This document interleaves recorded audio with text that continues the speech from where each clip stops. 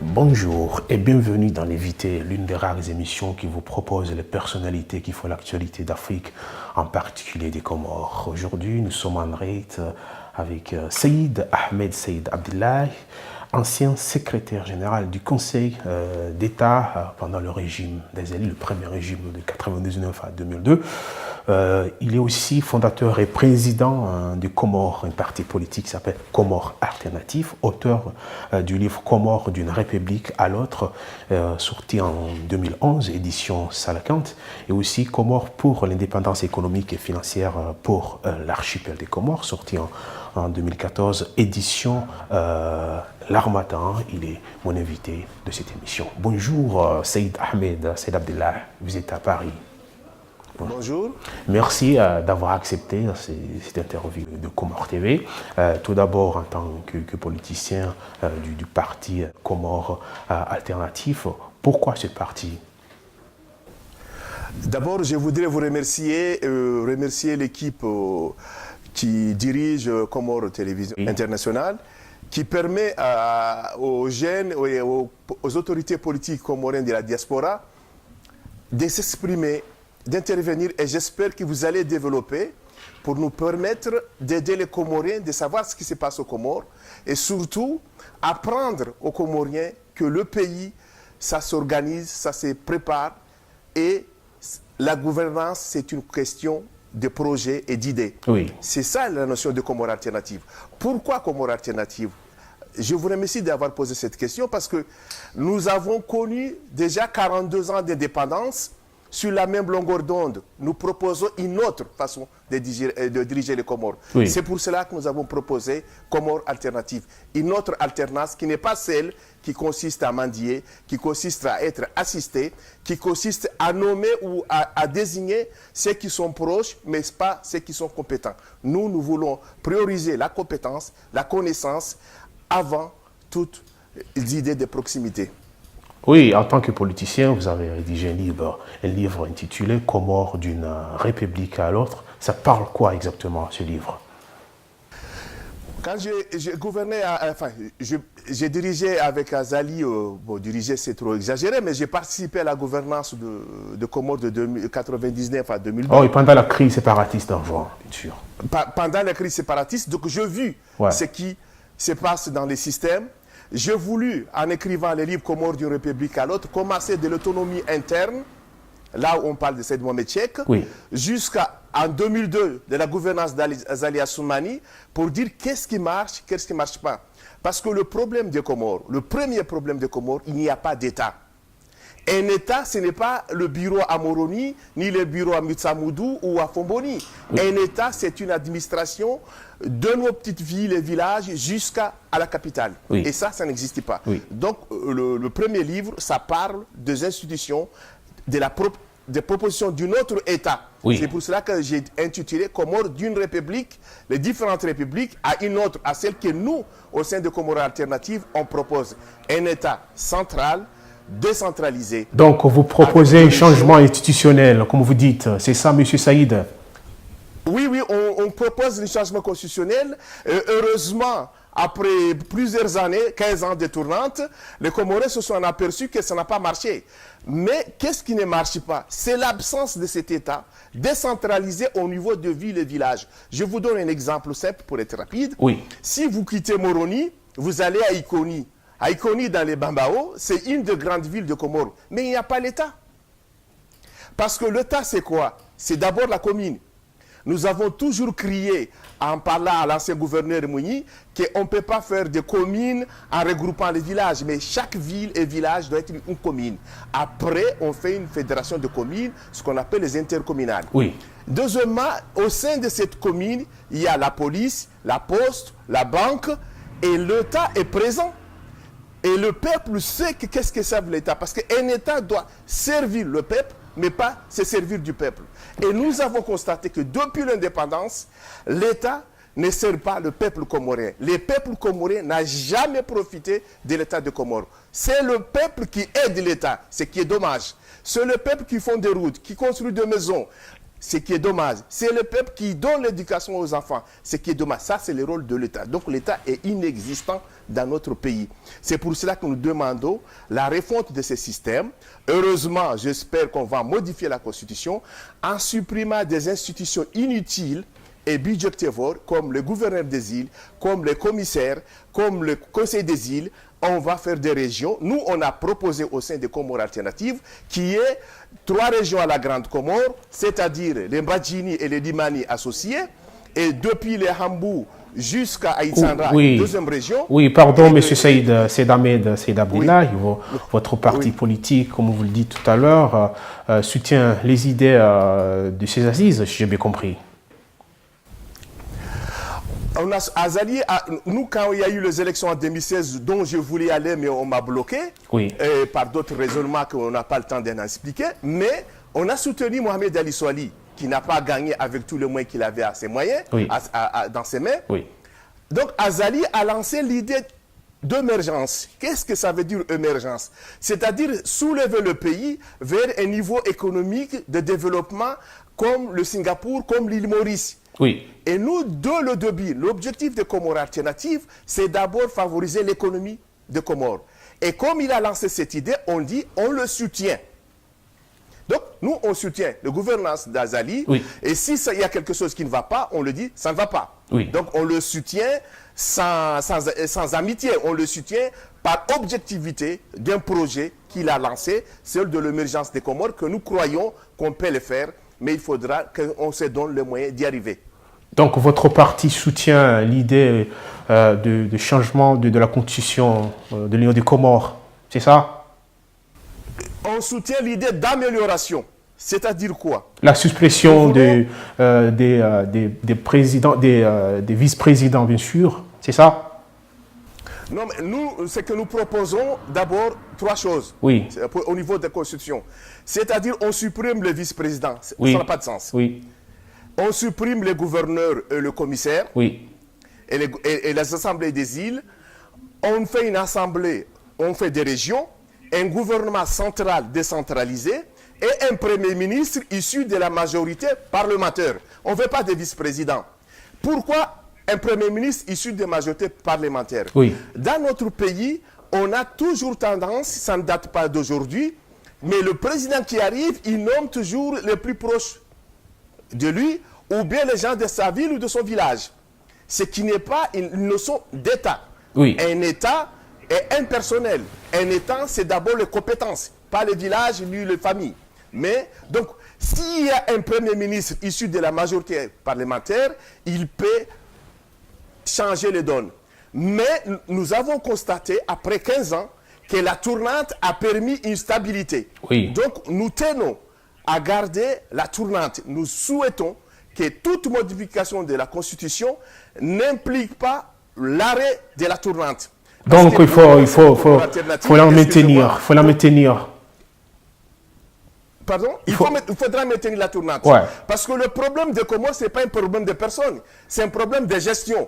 Qu'il est en Joanais ou Mouélien ou Grand Comorien ou Maoré, ce n'est pas un problème pour nous. Pour nous, c'est le développement des Comores qui est important. Si la personne qui peut développer le Comore, il est issu d'Anjouan, il est le bienvenu. S'il est issu de Mouéli, il est le bienvenu. S'il est issu de Mayotte, il est le bienvenu. Ou de la Grande Comore, il sera toujours le bienvenu.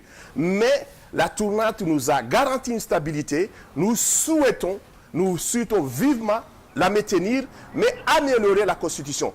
Supprimer les vice-présidents, supprimer les gouverneurs inutiles et les commissaires et les députés des îles, mettre des régions. Ça, nous le soutiendrons.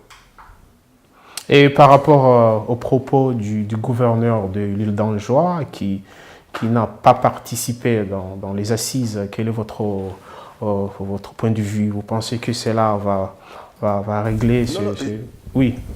Je me suis exprimé depuis longtemps sur cette question-là. Oui. Nous regrettons l'absence du gouverneur d'île d'Anjouan que je connais. C'est un médecin qui a fait ses études à Mada, que je connais très bien. C'est presque un frère pour moi, le docteur Salami. Il a fait l'erreur de jouer la politique des chaises vides. Oui. La politique a horreur du vide. Quand on est un acteur politique, le vide n'est pas la solution. Et je regrette aussi, j'ai entendu certains responsables politiques parler dans la radio aujourd'hui ou hier, en disant que Azali s'en appropriait.